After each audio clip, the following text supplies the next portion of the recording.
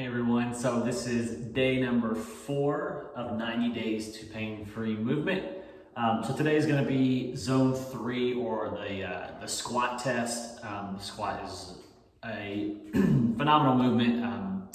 Just being able to look at mechanics, everything has to be fluid for it to be optimal, but it's one of those ones that you can just see so many things breaking down from the ankles and the hips, knees and back and shoulders. So it's a great movement, great assessment tool, but it's also a great way to just maximize results as that it being a compound movement, multi-joint. You get so much benefits from that. Every day we're doing some version of a squat or a split squat. So whether you were sitting in a car, sitting at dining room table, using the bathroom, going up the steps, right? They're just a version of these mechanics. And if this assessment or this movement is hard for you to do, then you're probably going to have issues in your everyday life. So what we do inside the gym or what we do when we exercise and we prime or we do mobility needs to be making our quality of life better. So if we avoid this movement because it gives us issues, we are bound to have issues in our everyday life where the steps are just an issue for us, or just getting up and sitting down are just an issue for us and we're not comfortable. So it's one of those ones that you definitely want to maximize. I'll go ahead and confess that this movement is not a good movement for me. I'm not good at this movement, I should say.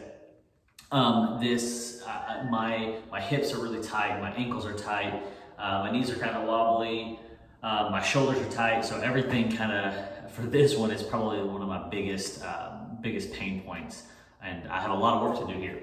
So I'll demo it once and then talk about the 8 different points where we're looking at what's breaking down.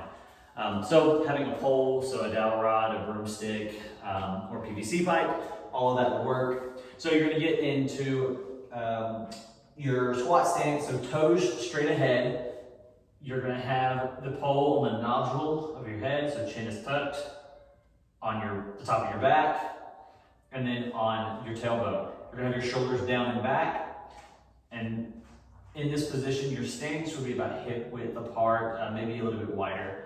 So maintaining this position, you're going to squat down as low as you can comfortably and back up. So just like with some of the other ones, what we would do is like 3 to 5 repetitions on one side, and then we would switch hands. So instead of being this way, we would be this way to see if there's any discrepancies when we change sides. So as you can see, this movement is not fluid for me. So I already know, and I've briefly mentioned like those points on my body that are just tight or painful, but I'll run through the 8 points here. So the first one is the pole should be on the back of your head, so the nodule of your head. Then your chin should be tucked, so that's number 2. Number 3 is that it should touch your upper back. Number 4 is that you should retract your shoulder blades. Number 5 is that it should also touch your tailbone. Number 6 is that your knees should stay just solid. They don't need to collapse or be wobbly. Number 7 is that you need to get down to 90 degrees with your hips, or your hips should be in line with your knee. Number 8 is that your toes should be straight ahead and your heels should stay on the floor. So for these, I can get the pole on the back of my head, and I can get it on my shoulder blades and my tailbone. I can retract my shoulder blades and keep them in that position, but it's not comfortable. When I force myself in that position, I kind of feel myself wanting to arch. So my core integrity, my ability to brace and hold that neutral position, right? Instead of here, getting to that neutral position here, I have a hard time doing that. So I would label that as a fail, being able to keep my shoulder blades down and back and maintain that integrity there.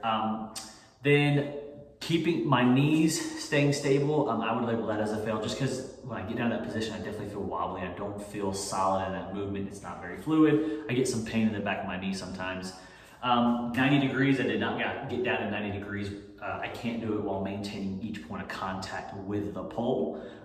Toes straight ahead and heels down. I did keep my toes straight ahead and my heels down, but I also could feel them wanting to turn out really bad. Now I'm kind of the opinion that if you need to have your toes turned out a little bit, that's totally okay. For assessment purposes, toes straight ahead just gives us a starting point, a very neutral starting point. But generally, if I'm coaching someone through it, I'll let them, when we go through an actual squat movement during our exercises, I'll say, turn your toes out just a little bit to give you a little bit more range of motion there. So for me, I definitely know my ankles are tight. That I have very, very poor mobility in my ankles. The back of my knee hurts a little bit, hips tight, kind of hurts a little bit, low back was tight, and shoulders were tight. So all these things, which we saw before in some of our other assessments earlier in the week, definitely things I need to work on. So I have a lot of work to do. So over the next couple days, I will be programming in different mobility movements and drills and exercises to help gain some more range of motion and then strengthen those new ranges of motion. So that's it for today. Thank you for joining for day number 4, and I'll see you tomorrow for day number 5.